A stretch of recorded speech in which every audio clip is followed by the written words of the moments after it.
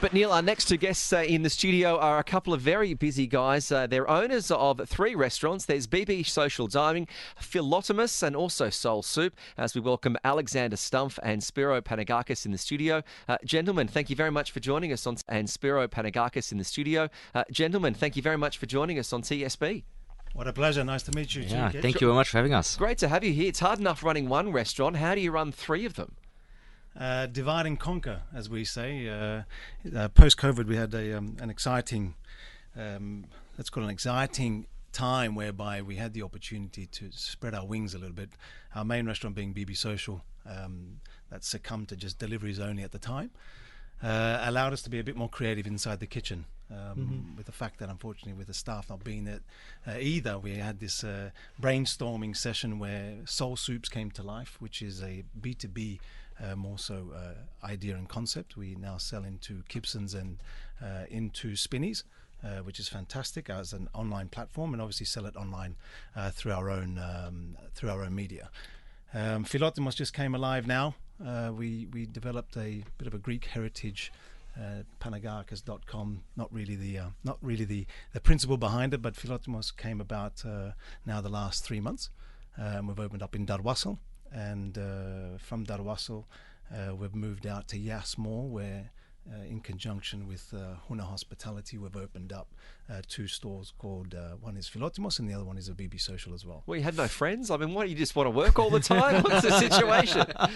Billy no mates. Yeah. Billy no mates. That's us. 1, 2. Yeah. Doesn't go any further. Billy 1, BB 2. That's So it. That's where we BBs, go. yeah. See, this is the beauty of it, right? When 2 like-minded people come in with a common goal in mind, great things can happen. Like you mentioned, during the COVID time, with not too many things happening, most of the restaurants had to shut shops. Most of them, and this is a tricky business. It's not one of those businesses where you have the product ready, you go out in the market, sell the product, and you're off. It's a very tricky business. On everyday basis, there's something that you have to come out with. How do you divide your work between the 2 of you? Who is the brain? Who's the execution champion? I guess we both of us, balance ourselves. Like ideas, we brainstorming all the time. I mean, we spend a lot of time together, and then there's a lot of driving around to meet up at all the restaurants, and then during that time we talk. Right. Actually, a lot. It's actually constant. And then you just spread you sporadic ideas what comes along, and then you let it go past a week, and then you pick up again, and it's like, okay, why are we not doing that? And so this is really how it works on a day-to-day basis. Yeah, as we head into the we're in the 4th quarter. Yeah, it's a sort of time where people tend to socialise. You also get a lot of people travelling and going back home. How do the trends change? Do people want more home delivery? Are they entertaining more? Are they going out? How does the sector change in this quarter?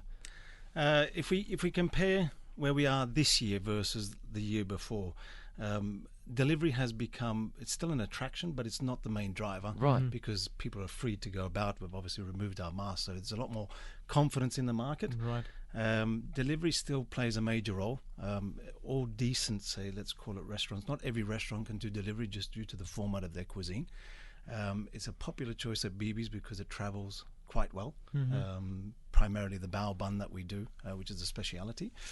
So as a forefront, it's not our main focus. We look at it around about a 15 to 20% business ratio in comparison to the a la carte. With travel now, that confidence affects business because Dubai is obviously also a transient city and seasonal. We look at it as a seasonal. In a positive way and a negative way. Obviously, summer was a huge exodus. True. With everybody traveling. That really knocked on our door of, oh my gosh, are we going into a good season or are we going into a bad season? Right. The last quarter now, we've seen a lot of activity with the football, the cricket playing. Every big sporting event seems to be bypassing through our region, and it's worked out to be quite a balance to 2019 and you've actually seen a direct translation of headcount at the restaurants as a result of the World Cup. You can you just go up and down Sheikh Zayed Road. And yeah, well, I know we see the traffic going home each night trying to get back into the marina. I'm like, all right, everyone's out again, everyone's socialising. But you can see a direct link there. It's been great for the region. It has. I think generally overall for the region, it's been phenomenal. I think Salek is the biggest winner here at this point in time. But again, a lot of establishments have also opened. So if you look at, just go down to the Palm which had 20% business setup. Now if you go West Palm Beach, you go on the right hand side now, it's all huge properties that are hosting over 300-400 covers, and again they're busy. So for us in the DIFC, primarily as that main business that we have, we've seen a dispersed traffic. The night time is a lot more busy than the daytime. People still in and out of their offices, not 100% return back to occupancy. So again, we're looking at kind of 2019 figures. Right. So you mentioned about 2019 figures, and I'm sure that one goes into planning quarter by quarter. Dubai is extremely seasonal. We've seen it. We see it every year. How do you plan for every season? Do you come up with specific menus for the season? Do you come up with special plans for the season every quarter, or is it like, okay, let's just keep something standard and a few few changes probably could be incorporated? I mean, we have a set menu across all outlets. But yes, of course, there's seasons, whether it's the spring or the New Year, the Christmas. Yeah, we adapt, or we put special dishes on the menu to to bring to people who are most of us are obviously expats, and mostly from different regions. So yeah, we try to implement seasonal dishes for people kind of feel home somewhere. When you're looking at produce, you've got 3 restaurants. How are you affected this year with the Russia-Ukraine crisis? Did that affect your supply of many ingredients at all, or the cost of your ingredients? It did, and whilst, like I said before, there was confidence, it's created a big ripple because the suppliers are also knocking back on you, being sort of the end user, to pass it on, and we've rejected a lot of the time. And unfortunately, certain suppliers you stay with because they're either going to be flexible with you or they're not, because we don't want to pass on that additional cost, regardless of how prices have gone up.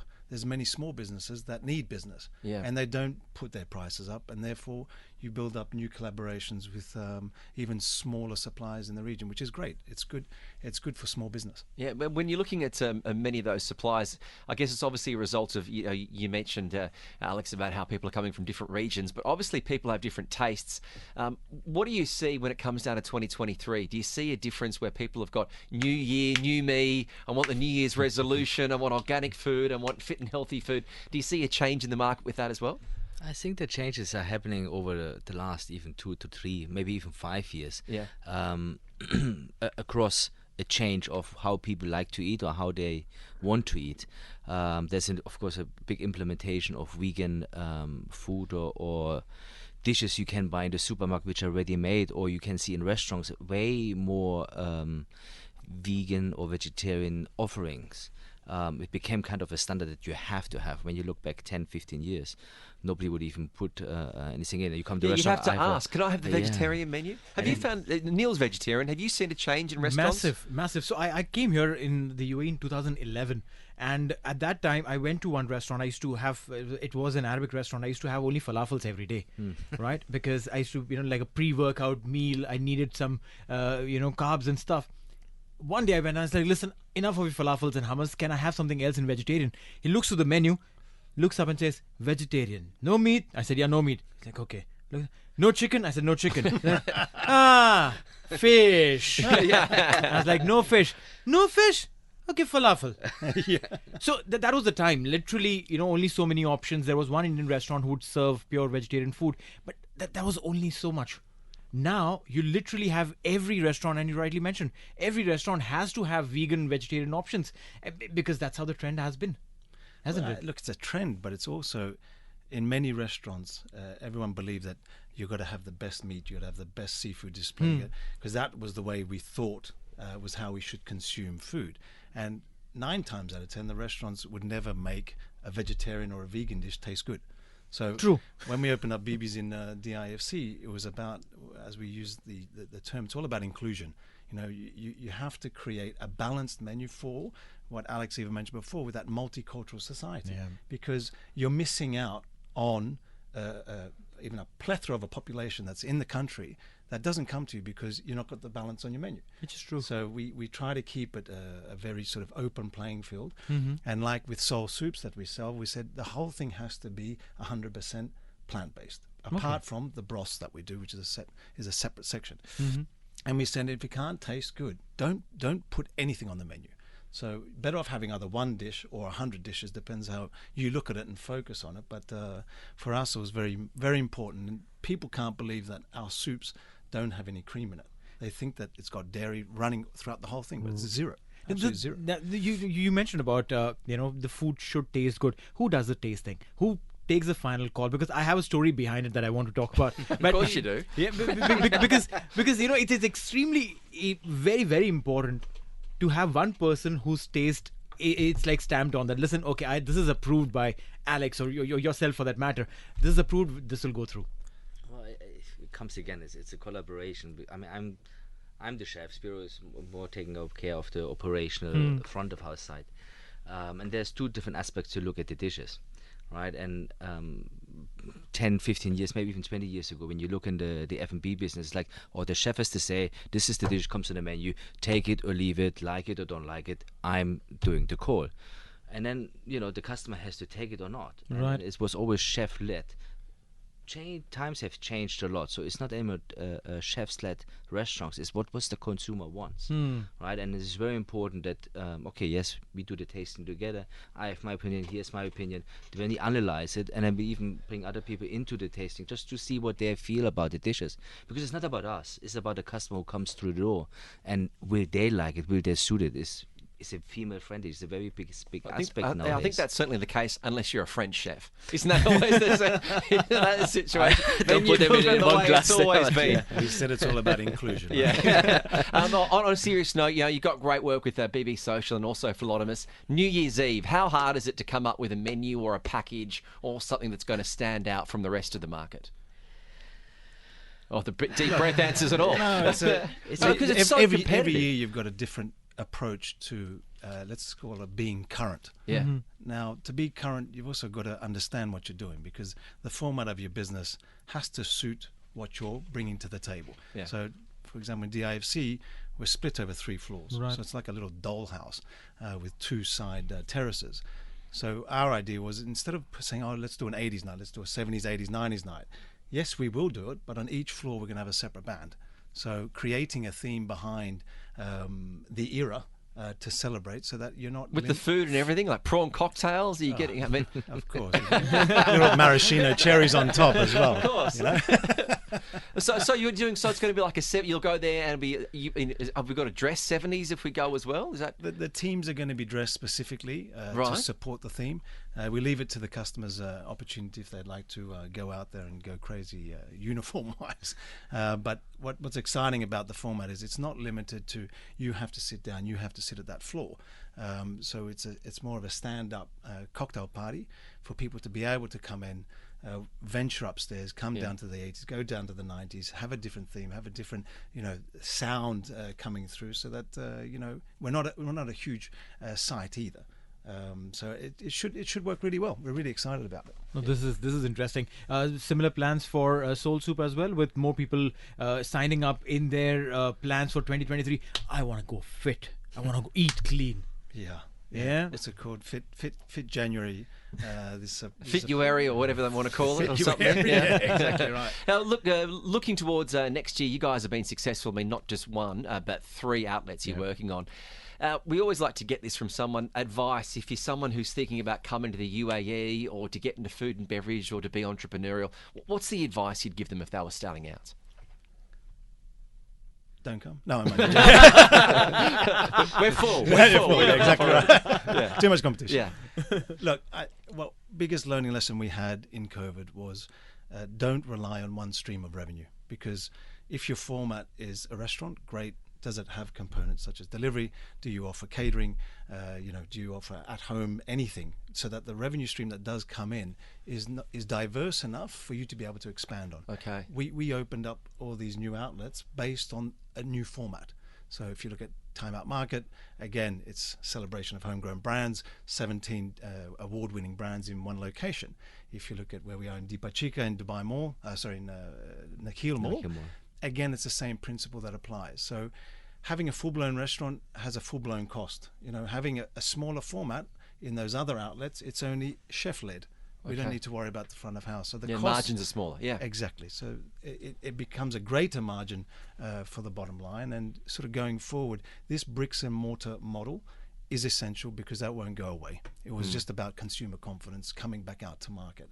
But don't come in thinking that I am the next best thing. It doesn't mean that you might not be, but the ratio of sex doesn't mean that you might not be. But the ratio of success and failure is actually quite equal.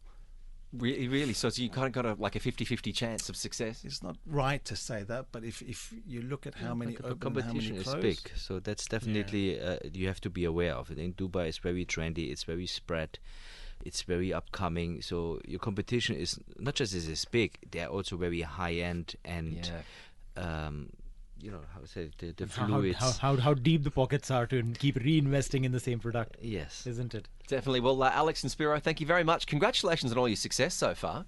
Thank you. Well done. So if you want to check him out, it's BB Social Dining. That can be found a good location at DIFC, which is really taking off, as a food hub. There's also Philitomis and Soule Soup, which you said is now that B2B restaurant. So if we want to go into Spinneys, we can find your soups. Absolutely. And all your products in there. So thank you very much for coming in. You're on TSB, Talk Sport Business, on Talk 100.3. TSB, Talk Sport and